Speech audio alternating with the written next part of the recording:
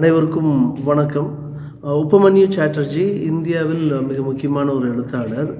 நிறைய புத்தகங்கள் எழுதியிருக்கிறார். அவருடைய புத்தகம் the memories of the welfare state அப்படிங்கிற புக்குக்கு வந்து சாகித்ய அகாடமி அவார்டு கிடைச்சிச்சு. அவரோட லேட்டஸ்ட் புத்தகம் வந்து Lorenzo searches for meaning of life. இதுதான் இன்றைய பதிவு. இந்த புத்தகம் வாசிக்கிறதுக்கான காரணம் என்ன, பரிந்துரைப்பதற்கான காரணம் என்னென்னா, இது இந்த 2024 சென்ற ஆண்டிற்கான ஜேசிபி ப்ரைஸ் ஃபார் லிட்ரேச்சர் வந்து வாங்கிச்சு. இந்த Lorenzo searches for meaning of life, what is the main plot என்ன அப்படின்னா, இது இட்டாலியில் ஆரம்பித்து பங்களாதேஷில் முடிகிற ஒரு கதை. நீங்கள் அந்த டைட்டில் பார்த்தாலே தெரியும், இட் இஸ் அ ஹைலி ஃபிலாசபிக்கலான ஒரு டைட்டில். ஸோ இது வந்து ஒரு பெனடிக்டியன் மாங்க் ஒருத்தர் இருப்பார், லொரென்சோ செனிசி அப்படின்ட்டு. இது உண்மையான ஒரு கேரக்டர், ஃபெப்ரிசியோ செனிசி, அவரோட ரியல் லைஃப்லேருந்து தான் எடுத்தது. ஸோ சாட்டர்ஜி வந்து ஆத்தர் வந்து ஃபார்வேர்ட்லேயே மென்ஷன் பண்ணியிருப்பார், it is a true story, that is to say like many true story, it is a work of fiction அப்படின்னு. உண்மையான ஒரு கதை தான் இது. ஒரு 9 சாப்டர்ஸ் இருக்குது. இட்டாலியில் நடக்கிற இன்சிடென்ட்ஸ், அதுக்கப்புறம் லண்டனில் ஒரு ஷார்ட் பீரியட், பிறகு வந்து பங்களாதேஷ். இந்த நடந்த காலகட்டமும் பார்த்திங்கன்னா 1977 அந்த டைமில் இருப்பார். ஸோ 19 இயர் ஓல்டு லொரென்சோ வந்து அவரோட ஸ்கூட்டரில் போய் ஒரு வண்டியில் ஆக்சிடெண்ட், அதில் தான் பிளாட் ஸ்டார்ட் ஆகும். இடிச்சோன்னா பெரிய அடியெல்லாம் இருக்காது. எல்லாம் கேட்பாங்க, எப்படி நீ உயிர் தப்பிச்ச அப்படின்னு. பட் தென் அவருக்கு பெரிய ஒரு ஆக்சிடென்டெல்லாம் இருக்காது. He will become, guy fracture மட்டும் ஆகிருக்கும். அதுக்கப்புறம் அவருக்கு மைண்டெல்லாம் ரொம்ப கிளாக்டாக இருக்கும். அண்ட் அன்ஃபெமிலியரியான திங்ஸ் எல்லாத்தையும் நினச்சிட்டு இருப்பார். எங்கேருந்து வந்தோம், நம்ம இப்போ எங்கே போக போகிறோம், அதுக்கப்புறம் இதுக்கப்புறம் என்ன பண்ண போகிறோம் அப்படிங்கிற கேள்விகள் வந்து அவருக்கு ரொம்ப கன்ஃபியூஷன் ஸ்டேஜ்லேயே இருக்கும். அதுக்கப்புறம் அதுலேருந்து ரெக்கவர் ஆகி வர்றப்போ அவர் வந்து ஃபிசியோதெரப்பி கோர்ஸுக்கு வந்து அவரை ரெஜிஸ்டர் பண்ணிக்குவார். பிரகாலியா அப்படின்னு ஒரு இடம், ஒரு ரீஜன் இட்டாலியில். அங்கே இருக்கிற ஒரு சின்ன ப்ரேயர் குரூப்பில் ஜாயின் பண்ணுறாரு. அது வந்து ஒரு பெனடிக்டைன் மொனாஸ்ட்ரின்னு சொல்லலாம். படுவா, அதாவது இந்த இதெல்லாம் வாசிக்கிறப்ப நான் எப்படி இந்த பிரகாலியா, படுவா, இட்டாலியன் ரீஜன் சொல்கிறேன் அப்படின்னா, அந்த நெரேஷன் ஸ்டைல் வந்து அவ்வளோ பியூட்டிஃபுல்லாக இருக்குது. இந்த புத்தகத்தை எழுதுவதற்காக உபமன்யு சாட்டர்ஜி அவர்கள் நிறைய ரிசர்ச் பண்ணியிருக்காரு. எக்ஸ்டென்சிவ் ரிசர்ச் பண்ணி ரொம்ப மெட்டிகுலஸாக அந்த ரியல் கேரக்டர் கூட நிறைய இன்டர்வியூஸு, நிறைய கலந்துரையாடி மெட்டிகுலஸாக ஒவ்வொரு திங்ஸை கொடுத்துருக்காரு. பார்த்தா இது இவரோட பர்சனல் பயோகிராஃபி எழுதுகிறாரோங்கிற ஒரு ஃபீலை வந்து கொடுத்துறாரு. இந்த புத்தகத்தில் வந்து அந்த பெனடிக்டைன், அந்த பிரகல்யாங்கிற அந்த இடத்துல மொனாஸ்ட்ரிக்கு போகிற லொரென்சோ வந்து அங்கே ஒரு 10 ஆண்டு காலம் தங்கிடுறாரு. பிறகு வந்து இந்த செயின்ட் பெனடிக்டைன் அவர் என்னென்ன சொன்னார், அவர் வந்து இஸ் லைஃப் டீச்சிங்ஸ், இதெல்லாத்தையும் வந்து முதல் ஒரு 2-3 சாப்டரில் வந்து சொல்லிகிட்டே வராரு. அப்போ வந்து நமக்கு இந்த கேத்தலிக் இன்ஸ்டியூட் எப்படி ஒர்க் ஆகுது, அதுக்கப்புறம் இந்த இட்டாலி முழுக்க இருக்கிறதெல்லாம் கேத்தலிக் இன்ஸ்டியூட்ஸ் வந்து எப்படி ஒர்க் ஆகுது, அங்கே மொனாஸ்ட்ரியில் இருக்கிறவங்க அந்த மொனாஸ்டிக்ஸ் வந்து அவங்களோட லைஃப் எப்படி இருக்கும் அப்படின்னு பாயிண்ட் டு பாயிண்ட் டீட்டெயில்ஸாக கொடுக்குறாரு. அவர் அங்கே துணி துவைக்கிறதுலேருந்து, அவர் அங்கே தனியாக ஒரு ரூமில் ஸ்டே பண்ணுறது, நம்மளும் அந்த சைலன்ஸில் கொண்டு போய் விட்டுறாரு. So you also feel that you are in that monastery. நீயும் அவர் மாதிரி ஒரு மாங்க் ஆகிறதுக்கான ட்ரைனிங் எடுத்துட்டு ப்ரேயர் பண்ணிவிட்டு அந்த அமைதியில், அந்த குளிரில், அங்கே அந்த குளிரில் வந்து அந்த ஃபயர் பிளேஸில் வந்து ஃபயர் லிட் பண்ணுறப்போ அதையும் எக்ஸ்பீரியன்ஸ் பண்ணிட்டு literally takes you there through is meticulous writing. பிறகு வந்து இந்த லொரென்சோ வந்து இன்னொரு மாங்கோட ஒரு ஸ்பீச்சை கேட்குறாரு. அந்த மாங்க் பேர் வந்து லூக்கா ரோசினி அப்படிங்கிற ஒரு மாங்கோட ஸ்பீச்சை கேட்குறாரு. அந்த ஸ்பீச்சை கேட்டோன்னே இவருக்கு ஒரு சேஞ்சஸ் உள்ள நடக்குது. ஏன்னா அவர் இந்த மாங்க் வந்து பங்களாதேஷில் இருக்கிற ஒரு இடம், குல்னா அப்படிங்கிற ஒரு இடத்துல வந்து ஒரு மிஷினரி ரன் பண்ணிருக்காரு. ஸோ இந்த ஸ்பீச் கேட்டோன்னே இவருக்கும் வந்து அங்கே போகணும், இங்கே பங்களாதேஷுக்கு போகணும், நானும் போய் அந்த மிஷினரியில் சர்வீஸ் பண்ணணும், இந்த டீச்சிங்ஸ் எல்லாத்தையும் மக்களுக்கு எடுத்துகிட்டு போய் சேர்த்தணும் அப்படிங்கிற ஒரு எண்ணம் அவருக்குள்ளே வருது. ஸோ பங்களாதேஷுக்கு போகிறதுக்கு முன்னாடி அந்த லாங்குவேஜ் மற்றதெல்லாம் ஃபெமிலியரைஸ் ஆகிறதுக்காக they will go to London. அந்த லண்டனில் வந்து ஒரு ஷார்ட் பீரியட் கிடக்கும். அங்கே வந்து they will learn this language.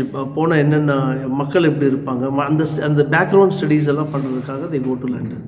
Lorenzo எதிர்பார்ப்பிற்கு தாண்டி அவர் தாக்கா பங்களாதேஷில் வந்து இறங்கினோன்னே அந்த ஃப்ளைட்டில் வர்ற டீட்டெயில்ஸ் எல்லாத்தையும் அப்படியே பியூட்டிஃபுல்லாக எழுதியிருப்பார். இறங்கினோடனே இவர் அந்த அந்த சேஞ்சஸ் எல்லாம் பார்த்து அசந்து மிரண்டுறாருன்னு வைக்கலாம். இவரோட ஹேபிட்ஸ் எல்லாம் சேஞ்ச் ஆகுது. ஒரு லுங்கி கட்டுறாரு, அதுக்கப்புறம் ஸ்பூன் ஃபோர்க்கில் சாப்பிட்ருக்கிறவர் இங்கிலீஷும் வராது இல்லையா, ஸ்ட்ரெயின்ட் இன் இங்கிலீஷ் லண்டனில் விரலில் கைகளால் சாப்பிட்றாரு.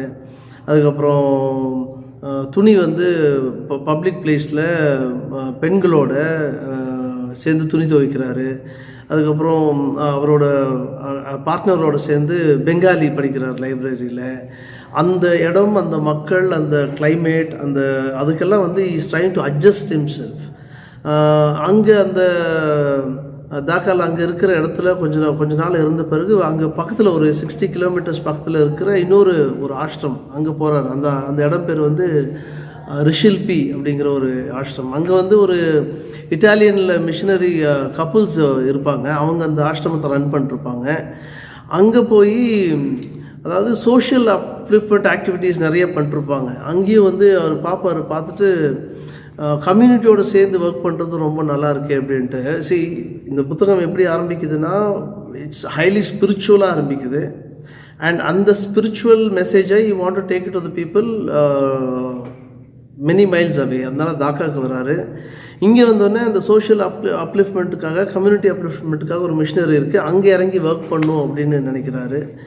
அண்ட் இதில் ஒர்க் பண்ணுறப்போ இஸ் வெரி மச் இன்ட்ரெஸ்டட். ஏன்னா everybody is benefited from this community upliftment work அந்த மிஷினரி நடத்துறதுனால. ஸோ இவர் வந்து மனசார ஒரு பெனடிக்டனாக இருந்தாலும் இவர் வந்து சொல்கிறாரு, நான் வந்து அந்த ஆர்டரே வந்து குவிட் பண்ணுறேன், வாழ்க்கைக்கு வேறு என்ன அர்த்தம் இருக்குன்னு தேட் பண்ணுறேன், நான் இறங்கி ஃபீல்ட் ஒர்க் இறங்கி மக்களுக்காக சேவை பண்ணுறேன் அப்படின்ட்டு is coming from the spiritual part towards social service part. இங்கே தான் ரொம்ப ஒரு ட்விஸ்டான விஷயம் நடக்குது. லொரென்சோ என்ன பண்ணுறாருன்னா, அங்கே இருக்கிற ஹெல்த் சர்வீஸில் வந்து ஒரு டெப்யூட்டி டைரக்டராக ஜாயின் பண்ணுறாரு. அதுக்கப்புறம் அவரே வந்து ஒரு ஃபிசியோதெரப்பி கிளினிக் ஒன்று ஆரம்பிக்கிறாரு.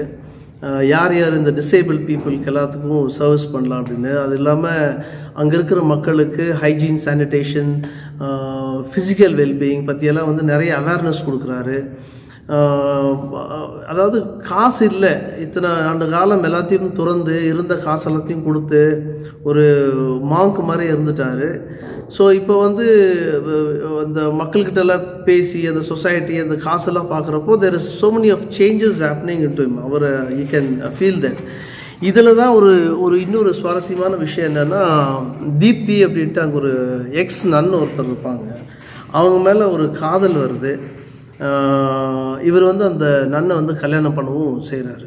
கடைசியில் வந்து லொரென்சோவும் தீப்தியும் அவங்களோட வாழ்க்கை, அதாவது ரியல் லைஃப்பில் இருக்கார் இல்லையா ஃபேப்ரிசியோ, அவரோட வாழ்க்கை எப்படி இருக்குது, எங்கே வாழ்ந்துட்டுருக்காங்க, மிட் 30s இப்போ இருக்காங்க அப்படின்னு ஆத்தர் அந்த நெரேஷனையும் சொல்லிகிட்டே வர்றாரு. இந்த புத்தகத்தோட ரீடிங் எப்படி இருக்குன்னா கொஞ்சம் ஃபாஸ்ட் பேஸாக தான் இருக்குது. வாசிக்க யூ கேன் டர்ன் பேஜஸ். அந்த மொனாஸ்ட்ரியில் அந்த அபேயில் யூஸ் பண்ணுற இந்த வேர்ட்ஸ் எல்லாம் பார்த்தோன்னா கொஞ்சம் நமக்கு ஏலியனேட்டாக தான் இருக்குது.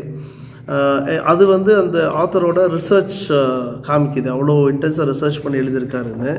So it's not a cup of tea for first time ரீடர்ஸ்க்கு. ஃபஸ்ட் டைம் ரீடர்ஸ் வந்து கண்டிப்பாக they will get slack down in between. அப்படி தான் இருக்குது. ரொம்ப இன்டெப்த்தாக போய் இருக்குது. அண்ட் நம்ம ஆரம்பத்துலேயே இந்த டைட்டில் பார்த்தோன்னா நமக்கு ஒரு எக்ஸ்பெக்டேஷன் இருக்கும். Lorenzo searches for meaning of life அப்படின்னா நிறைய ஃபிலாசபிக்கல் தாட்ஸு அங்கேருந்து இங்கேருந்தெல்லாம் கோட்ஸ் எல்லாம் எடுத்து போட்டிருப்பாங்கன்னு. அந்த மாதிரி இல்லை, இது அப்படியே பிளெயினாக போகுது. இஸ் லைஃப் தேர். அந்த லைஃப் வந்து ஒரு நாளை வந்து ஒரு 5 பேஜ் 6 பேஜுக்கு சொன்னால் எப்படி இருக்கும். So you also live in that particular day. அந்த மாதிரி ஒரு இதாக இருக்குது. அண்ட் ஒரு சீரியஸான ரீடிங் வேணும், ஒரு லிட்ரேச்சர் நிரம்பிய ஒரு எழுத்துக்கள், ஒரு மெட்டிகுலஸான ரிசர்ச் பண்ணி ஒரு எழுத்துக்களை வாசிக்கணும் அப்படின்னா நீங்கள் கண்டிப்பாக இந்த புத்தகத்தை வாசிக்கலாம். Lorenzo searches for meaning of life by Upamanyu Chatterjee. Thank you and happy reading.